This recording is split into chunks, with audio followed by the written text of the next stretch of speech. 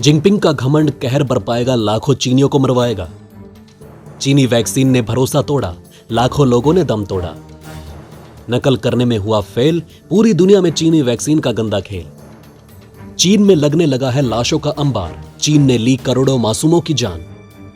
क्या चीन पर गिरा देना चाहिए एक परमाणु बम? दोस्तों, कोरोना लौट आया है। इस बार कोरोना का रूप और भी भयंकर है। सोशल मीडिया से लेकर न्यूज चैनल भरे पड़े हैं। चीन से ऐसी वीडियोस, फोटोज निकलकर सामने आ रही हैं जो बेहद चौंकाने वाली हैं। भारत भी अब अलर्ट मोड पर आ चुका है। बीते दिनों ही प्रधानमंत्री नरेंद्र मोदी ने राज्य सरकार के साथ अर्जेंट बैठक की और हमारी हेल्थ मिनिस्ट्री ने भी मास्क फिर से अनिवार्य कर दिया है। यानी कि मामला बहुत गड़बड़ा चुका है। फिर भी चीन मानने को तैयार नहीं कि हालात इतने भयंकर हो चुके हैं। उल्टा चीन नंबर ऑफ इन्फेक्टेड पीपल से छेड़छाड़ कर रहा है। अब सवाल यहाँ पर कई सारे हैं, जैसे कोरोना इतनी तेजी से कैसे फैल रहा है? ये बात भारत के लिए कितनी खतरनाक है? नया वेरिएंट क्या बाकियों से ज्यादा विनाशकारी है? जब चीन जैसा देश जिसने जीरो कोविड पॉलिसी अपनाई, उसकी हालत इतनी खराब है तो दुनिया कैसे इस नए वेरिएंट से बच पाएगी?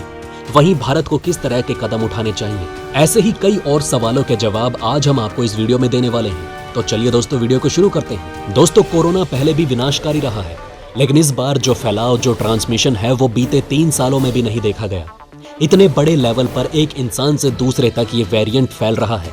कोरोना की जो पहले वेव आई थी, उसमें एक संक्रमित व्यक्ति 2 या 3 लोगों को इन्फेक्टेड करता था। जब ओमिक्रॉन आया तो उसमें एक व्यक्ति से 10 से 11 लोग संक्रमित होते।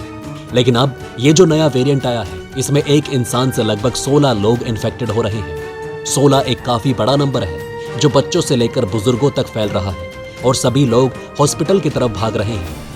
कोरोना का नया वेरिएंट इतनी तेजी से फैल रहा है कि लोग घबरा रहे हैं। हॉस्पिटल्स में त्राही त्राही मची हुई है, जबकि कहा जा रहा है कि इस वेरिएंट को घर पर ही ट्रीट किया जा सकता है और ठीक भी हो सकता है। लेकिन दोस्तों, ट्रांसमिशन का सबसे बड़ा नुकसान, यानी फैलने का सबसे बड़ा नुकसान ये होता है कि नई बॉडी में जाकर वायरस बदलता है और एक नया वेरिएंट बना लेता है, और दुनिया इसी बात से चिंतित है। अगर ये मैसिव तरीके से फैला तो कई और नए वेरिएंट बनाने के चांसेस बढ़ जाएंगे, जिसे म्यूटेशन कहते हैं। इसी से अमेरिका के चीफ मेडिकल एडवाइजर भी परेशान है। अब सवाल ये उठता है कि वैक्सीन लेने के बावजूद भी कोरोना का नया वेरिएंट चीन में कैसे फैल गया?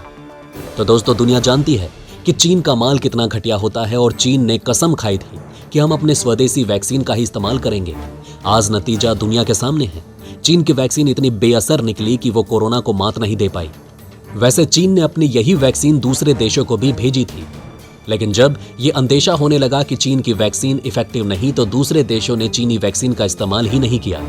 वहीं दोस्तों, कई चीनी सीनियर सिटीजन्स ने बूस्टर डोज लगवाई ही नहीं। इसलिए आज खुद चीन के हेल्थ स्पेशलिस्ट का कहना है कि आने वाले 3 महीनों में चीन में 80 करोड़ लोग कोरोना संक्रमित होंगे। वहीं 10 लाख मौतें होने के आसार हैं। यानी चीन पूरी तरह से कोरोना की चपेट में आ चुका है। आलम यह है कि लोगों को जलाने तक की जगह नहीं मिल रही। लाशों के अंबार लगने शुरू हो चुके हैं। अब दोस्तों, यहाँ सिर्फ चीन की नकली वैक्सीन ही एकमात्र वजह नहीं है, बल्कि यहाँ दूसरा कारण है जीरो कोविड पॉलिसी। जी हाँ दोस्तों, चीन दुनिया से अलग चल रहा था, स्मार्ट बनने की कोशिश कर रहा था, लेकिन कैसे चीन अपने ही फंदे में फंसा, जरा समझिए। जब दुनिया में कोरोना का असर या फैलाव कम होने लगा, तो भारत समेत पूरी दुनिया ने एक सेक्टर, स्टेट को ओपन किया।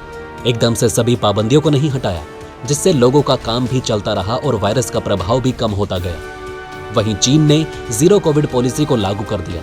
इसके तहत एक केस मिलने पर भी पूरे इलाके को सील बंद कर दिया गया। शुरुआत में तो लोगों ने शी जिनपिंग की बात मानी, लेकिन जब भुखमरी के हालात हो गए तो लोगों ने विरोध करना शुरू किया। लोग सड़कों पर उतर आए। इतनी खिलाफत और विरोध देखकर अचानक सारी पाबंदियां हटा दी गई। अब नतीजा चीन की जनता खुद भुगत रही है। एक भी केस ना होने से लेकर लाखों केस चीन में रोज सामने आ रहे हैं। अब तीसरा सवाल यह है कि क्या नया वेरिएंट सच में खतरनाक है? तो दोस्तों, इसका जवाब है नहीं। जी हाँ दोस्तों, ये जो कोरोना का नया वेरिएंट है, इसका नाम है BF7। ये दरअसल ओमिक्रॉन का ही एक वेरिएंट है, और ऐसा नहीं है कि ये भी चाइना से पैदा हुआ है, बल्कि ये पहले से ही USA में मिल चुका है। लेकिन वहां इतनी तेजी से स्प्रेड नहीं हुआ, पर चीन में ही क्यों हुआ? इसके 2 पॉइंट्स हम आपको पहले ही बता चुके हैं। पहला, अनसक्सेसफुल वैक्सीन, उसमें भी ज्यादातर लोगों ने बूस्टर डोज नहीं लगवाया। दूसरा है जीरो कोविड पॉलिसी। अब क्योंकि वैक्सीन इफेक्टिव नहीं है, इसलिए लोगों को हॉस्पिटल भागना पड़ रहा है, और हॉस्पिटल में बेड और जरूरी सुविधाएं उपलब्ध न होने के कारण लोगों की मृत्यु हो रही है। दोस्तों, चीन ऐसा देश है जो कभी भी अपने देश में हो रही त्रासदी को दुनिया के सामने नहीं लेकर आएगा। यही हाल चीन का 2020 में हुआ था। जो वायरस खुद चीन से निकला, उसमें हम सभी ने देखा कि कैसे चीन तड़प रहा था। पर जब साल 2020 के आंकड़े सभी देशों के सामने रखे गए तो दुनिया में सबसे ज्यादा डेथ यूएसए में हुई, उसके बाद इंडिया, उसके बाद कई और देश। वहीं दोस्तों, आप इस लिस्ट में चीन का नाम नहीं देखेंगे। अगर चीन होगा भी तो 90वें नंबर पर होगा। दोस्तों, आप मानेंगे नहीं कि चीन ने यह रिपोर्ट जारी की। 2020 में कोरोना में चीन में सिर्फ 5400 लोगों की मौत हुई। इसमें चीन ने बहुत ही शातिर तरीके से खेलने की कोशिश की। देखिए दोस्तों, आमतौर पर अगर किसी व्यक्ति को कोरोना हुआ और हार्ट अटैक से उसकी मौत हो जाती तो वो कोविड डेथ ही कहलाती है, क्योंकि वायरस हमारे शरीर में हर ऑर्गन पर असर डालता है। लेकिन चीन ने अपनी कैटेगरी कुछ अलग तरह से बनाई है। चाइना का मानना था कि अगर सिर्फ कोरोना के कारण इंसान के फेफड़ों पर ज्यादा असर पड़ेगा और उस कारण से मृत्यु होगी, तभी उसे हम कोविड डेथ मानेंगे। चीन की यही चाल उस पर भारी पड़ गई। ड्रैगन आंकड़ों के साथ हमेशा जो छेड़छाड़ करता रहा, आज दुनिया उसके घर के अंदर त्रासदी को सोशल मीडिया पर खूब देख रही है। फिर भी 19 दिसंबर को पहली बार चीन ने खुद दुनिया को यह बताया कि हमारे यहाँ कोविड से 5 लोगों की मौत हुई। अब यकीन किस केस पर किया जाए? न्यूज चैनल्स पर, सोशल मीडिया पर आई वीडियोस और फुटेज पर, या चीन जो आंकड़े दे रहा है उस पर? वैसे दोस्तों, शायद चीन के लिए इतना काफी नहीं था कि चीन की कम्युनिस्ट पार्टी ने एक नया फैसला ले लिया।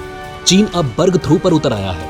ये एक स्ट्रेटेजी है जो स्वीडन ने अपनाई थी, जिससे ऐसा होता है जब जिसको मारना है मरने दो, जो इन्फेक्ट हो रहा है होने दो, लॉकडाउन नहीं लगाया जाएगा, जो बचेगा उन्हीं से देश को आगे बढ़ाया जाएगा, क्योंकि कोरोना अपने पूरे पीक पर तो आ चुका है। ऐसे में लॉकडाउन लगाकर चीन अपनी बची कुची इकोनॉमी को भी बर्बाद नहीं करना चाहता।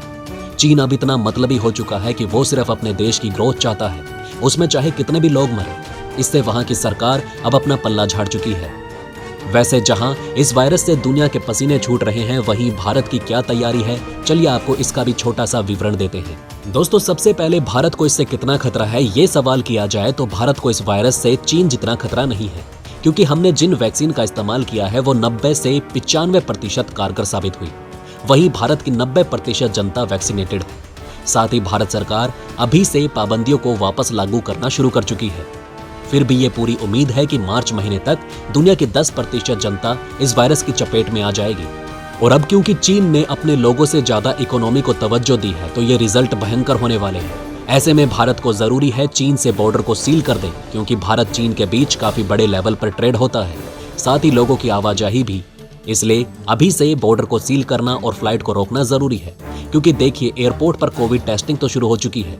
इसी टेस्टिंग में एक व्यक्ति BF7 से पॉजिटिव भी पाया गया, तो ऐसा बिल्कुल हो सकता है कि ये वेरिएंट हमारे देश के अंदर एंटर कर गया हो।